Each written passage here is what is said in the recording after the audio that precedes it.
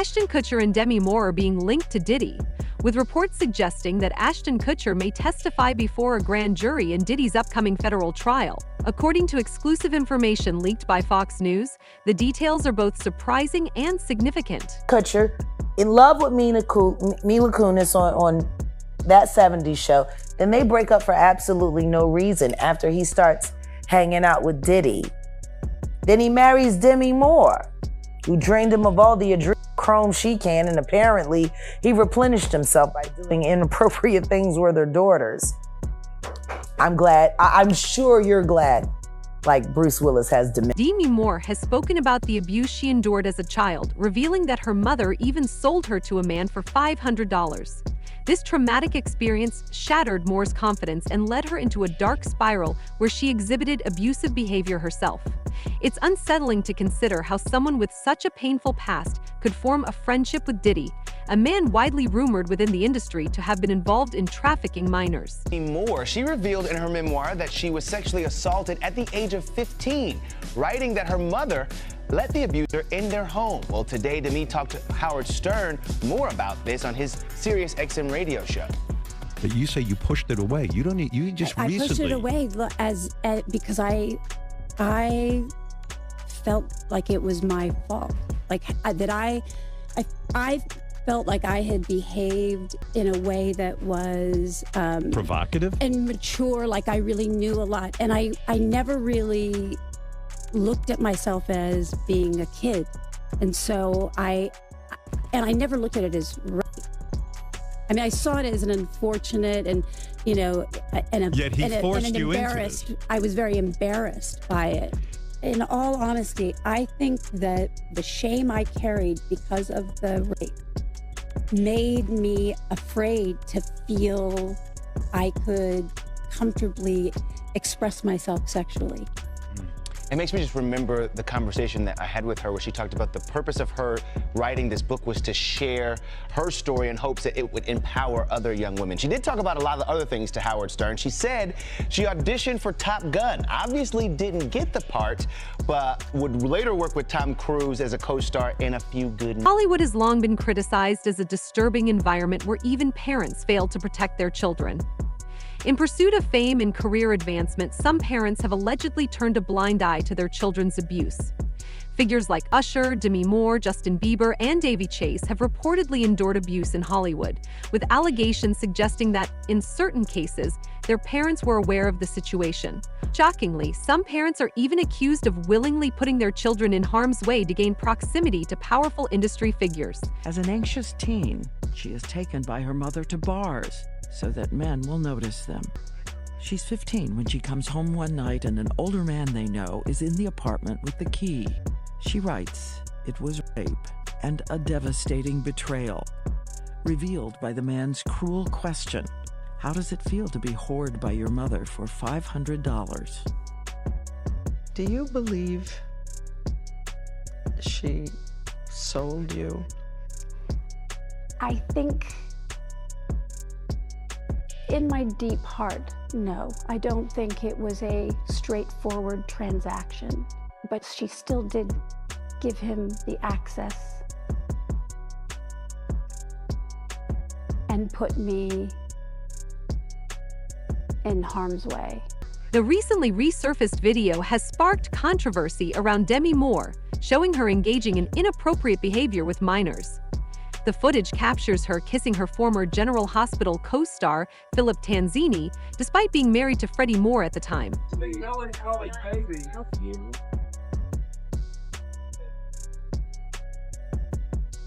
Okay, one more time. So... Why do you think everybody's come out? I don't know. Yeah, maybe just because I love them all and I hope they all love me. We do love him. And I love them. You think it's for the publicity, you're out of your mind. Absolutely, because he's one of my most favorite people. Have you been working on the show? Almost a month and a half. What's your role? I'm Lieutenant Left. And I'm Philip Tanzini, and I play Jeremy, and you're stealing my part. I'm sorry. Nobody wants to interview number 2 here. Oh, okay. Because I love Philip, and he's the only one I love. Do your interview already. All right. I'm looks in love, but personally, I love Philip, and that's it. Okay. We got our new storyline cooking up pretty soon. I want to say happy birthday to Philip because I love him dearly. He's one of my most favorite people. For about 3 weeks, and he's been terrific. Demi Moore's ex-husband, Ashton Kutcher, is reportedly preparing to reveal information about those connected to Diddy, including his ex-wife. On a recent episode of the PBD podcast, Fox News host Jesse Waters claimed that Fox News received credible intel suggesting Ashton Kutcher is preparing to testify against Diddy and has agreed to cooperate with federal authorities. Rumors are circulating that Ashton may have appeared on Diddy's alleged tapes and is concerned about potential legal consequences. For blackmail material, they'd bring in these people. A lot of these people were also aspiring young artists in the music industry. And then these parties were sponsored by Motown Records CEO, Universal Records CEO. This goes all the way to the top. And so you get these people in compromising situations. The drinks were laced, their videotapes were hot. And then at the end of the day, you wake up the next morning, what did I do? And then they have compromising material on you. And then they can guide your career. They could kill your career, but they got you. And it wasn't just people in the music business. As you said, there were athletes, there were celebrities, there were politicians, people from the royal family. And we were also told by the former bodyguard that Diddy was an FBI informant. Whoa. So he was a snitch and was feeding information to the feds. And we don't know what that means. We haven't been able to confirm it, but even Little Rod said it's not just like Epstein. It could be worse than Jeffrey Epstein. I've been on FBI raids where I've seen things that no person should ever see. I've seen video content of a child that's the same age as mine being raped by an American man that was a sex tourist in Cambodia. And this child was so conditioned by her environment that she thought she was engaging in play. But the right to pursue happiness for so many is stripped away. It's raped. It's abused. It's taken by force, fraud, or coercion. It is sold for the momentary happiness of another. Wow, okay, I've got a lot I can't tell. So, can't tell that one either. I mean, I'm like actually cycling through them. There was one moment, so it's not really a party story, but our relationship was really bizarre. So it started over punked because he was like, yo, don't punk you me. Can't punk me. And I was like, I don't know what to tell you. Everybody's on the table. He's like, not me, I'm off the table. And so that started our conversation. We became fast friends and we used to just hang out. Demi Moore is among the celebrities who could face legal trouble if Diddy is convicted. Federal prosecutor Nima Rahmani stated that Jay-Z is just the first high-profile figure to face legal action linked to Diddy. And in federal cases of this magnitude, it's likely that more prominent names will emerge. Additionally, other victims may step forward as the case unfolds. Now, as far as Jay-Z is concerned, this can really go one of two ways. This might be an isolated one-off case that he has to defend, or potentially it could be a Me Too type situation where other victims come forward. Obviously, we saw that with Diddy and Cassie Ventura. So the coming days and weeks are really going to be telling. And Tony Busby says he has more than 100, maybe up to 300 victims he's representing. So it's going to be interesting to see if any of them also name Jay-Z. And Nima, if such a high-profile name like Jay-Z has come out, could more celebrity names be tied to these lawsuits? What do you think we can expect? No question. This may just be the first celebrity domino, and Jay-Z was unmasked as celebrity A, but let's not forget there's a celebrity B in that same lawsuit that allegedly witnessed the sexual assault, a female celebrity. And there was someone who went on CNN earlier this week and said that his sexual assault was witnessed by another celebrity as well. So I think we're going to see more celebrity names identified very soon.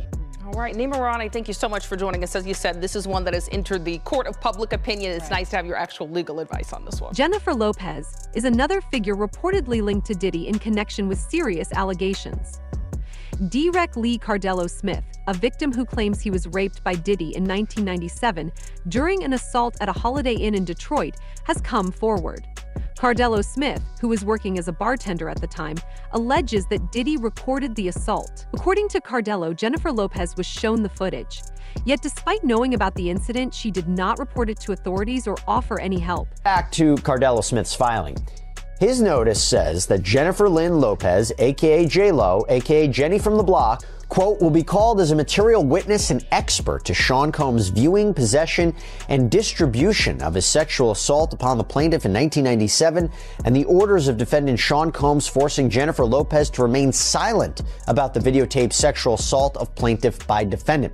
Plaintiff states that the material witness Jennifer Lynn Lopez, also known as J-Lo and Jenny from the Block, was engaged in a relationship with the defendant Sean Combs during 1999 and 2001, and that the sexual assault of the plaintiff was recorded, distributed, and held by the defendant at his New York residence and recording studio.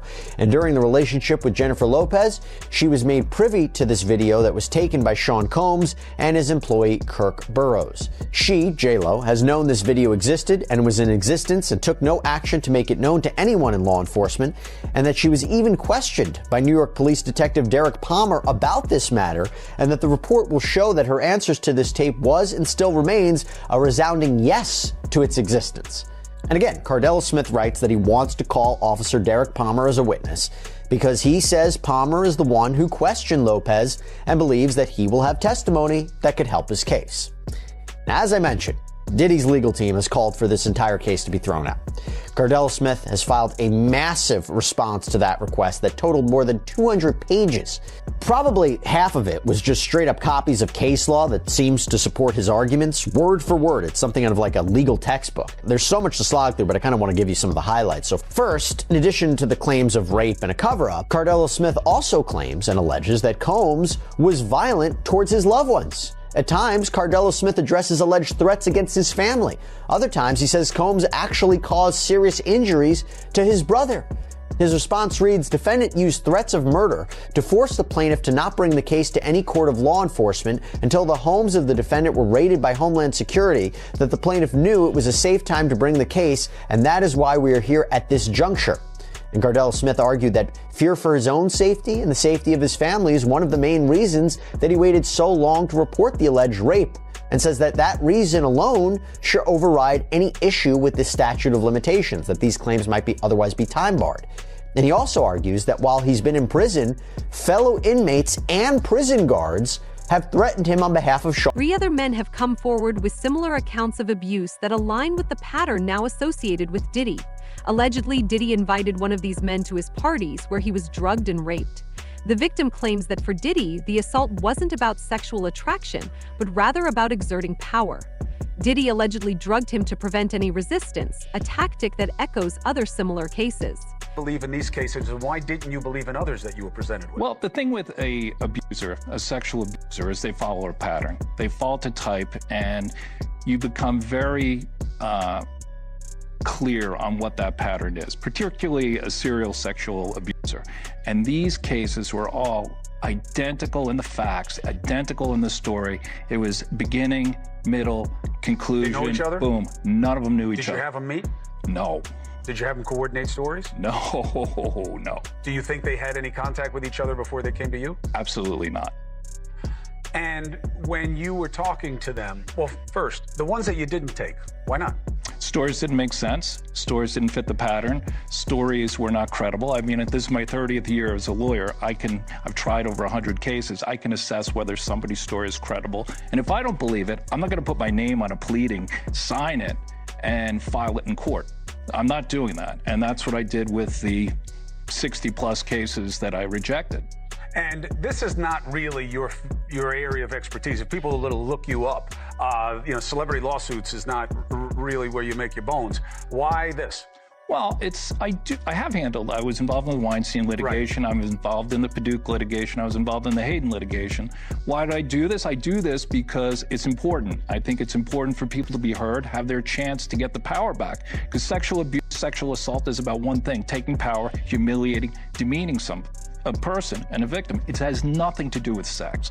And so I think it's important. I think it's important to get the word out. I think it's important for men to feel, hey, look, I can come out and be heard just like a woman could.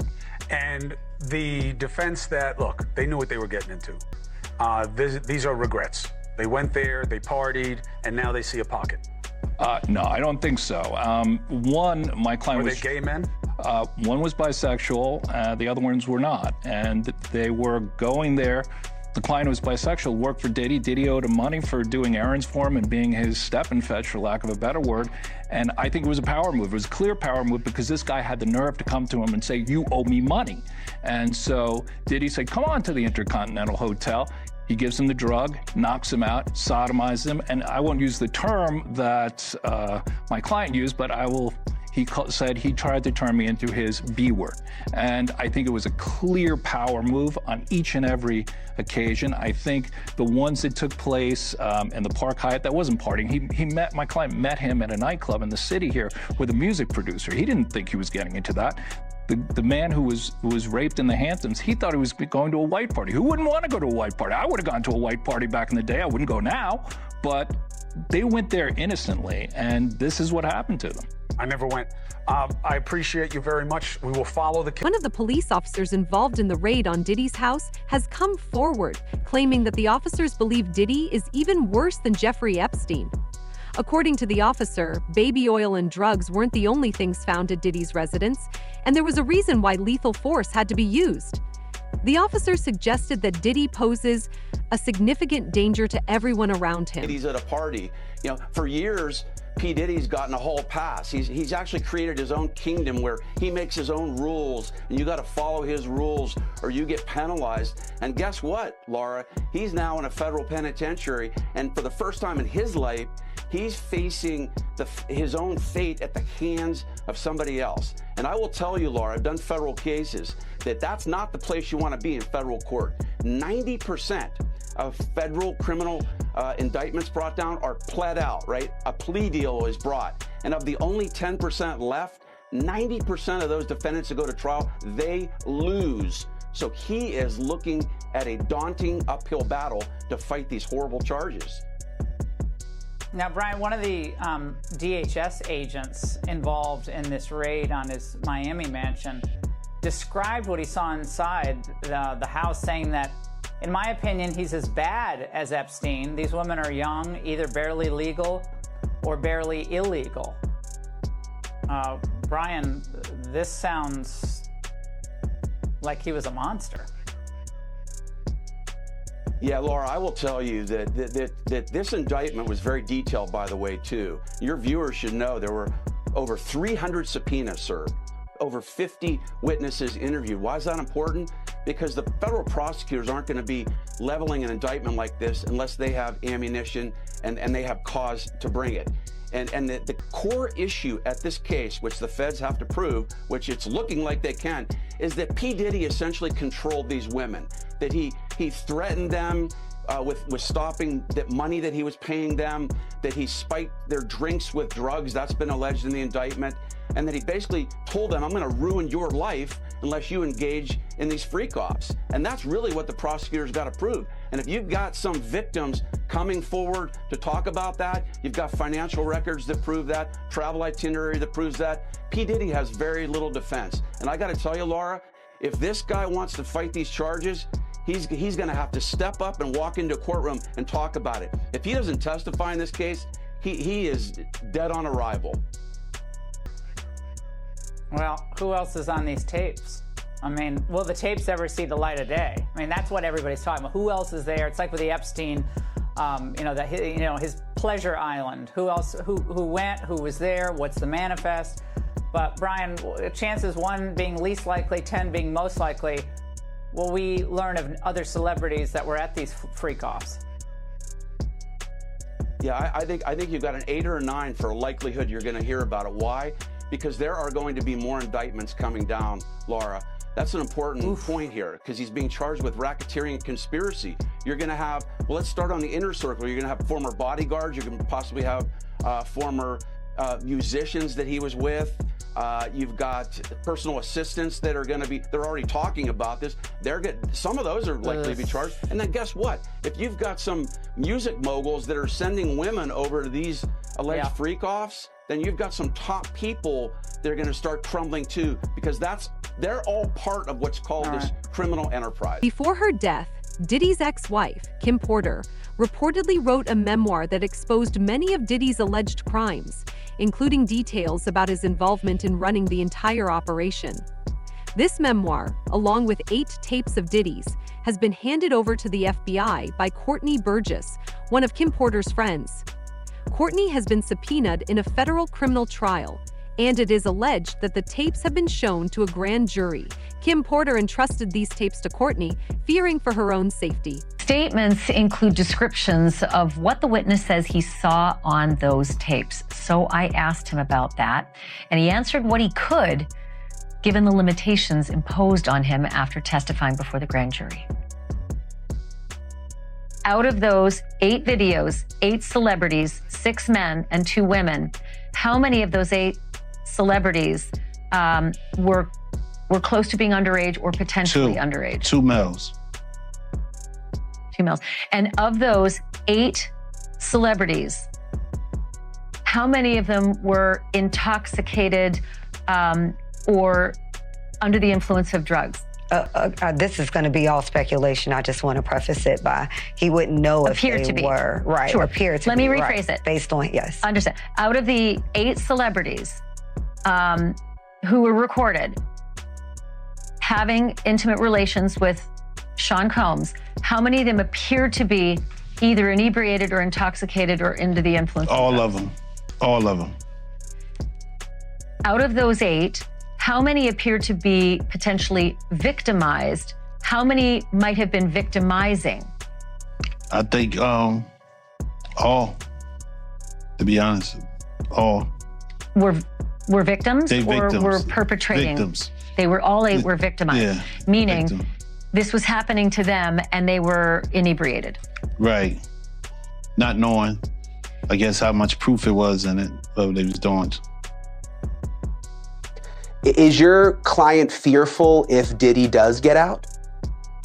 As you know, I represent other clients, actual victims who have sued Mr. Combs, Diddy, in civil court, and all of them are very apprehensive about their safety if he were to be granted bond. I am confident in the court. I am sure that the court will remain with their previous decision of no bond. I feel like the judge only gave this let me think about it just to not make it as obvious. But I have all the confidence in the world and the federal court in the state of New York that they will remain keeping Diddy under no bond and that all of the victims in this case will be able to proceed sooner rather than later.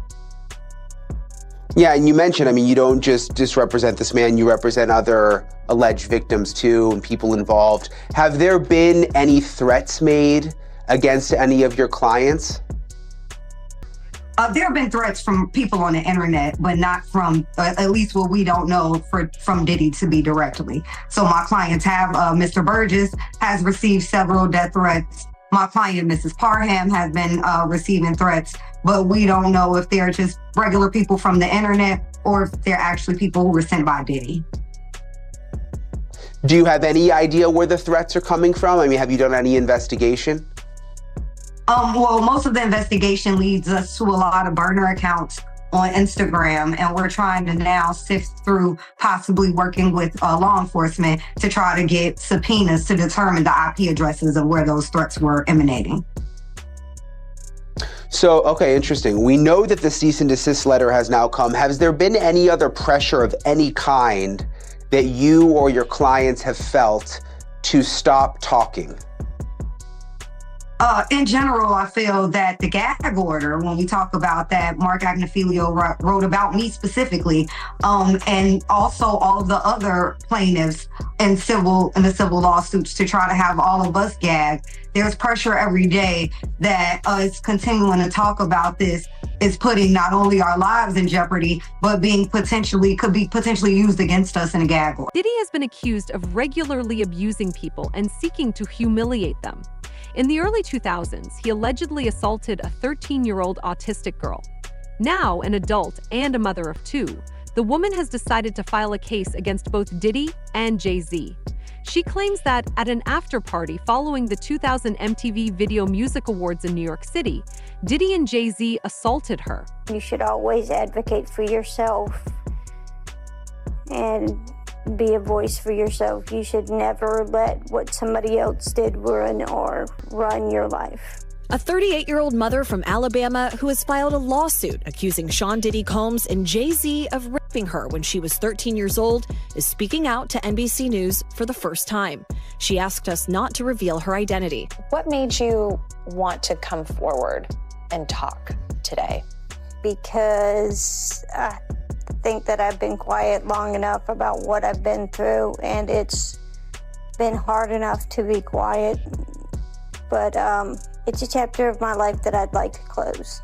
You weren't scared to be all alone? No, with having autism is like feeling like you live your life in a shatterproof juggle ball. The world's on fire. The fire is